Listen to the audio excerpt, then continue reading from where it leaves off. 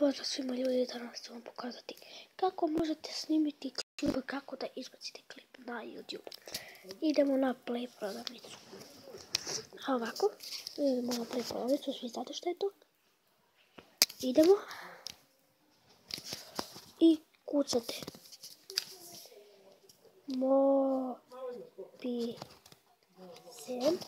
Mobisem, eto. Idete na prvo, znači to N, i vidite tako on izgleda. Tu je to, snima se igrice, vidite, to je Clash of Clans. Znate, probao sam to da snimam, ali nije mi uspjelo. Ok, i sada kad idete kada to instalirate, ako želite, evo ga, ono tu, idete tu. I vidite, ono će vam biti tamo na početak, treba pritisniti OK, treba se ulogovati na Facebooku ili Twitteru. Ok, tu pritisnite da bi želi da snimate, a kad se završi klip, znači samo pritisnite na to malo, znači tu imate sve video koje ste snimali, a to su editom video. Ali meni tu nema ništa za sada. A kako editovati klip? Idete na YouTube.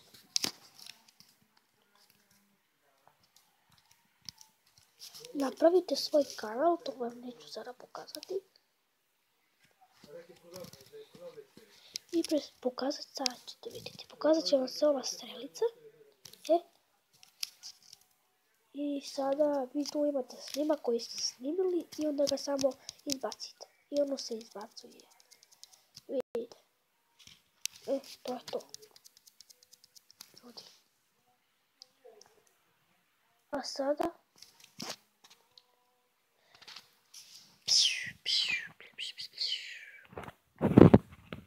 poseban klip. Pam pam pam param pam pam pam param pam pam pam. To nisi zavolila, vidite kako ja pevam sada, rasturam ja na pozornici sada. Ovaj video vam daje Mobisem. To je car. Vidimo se.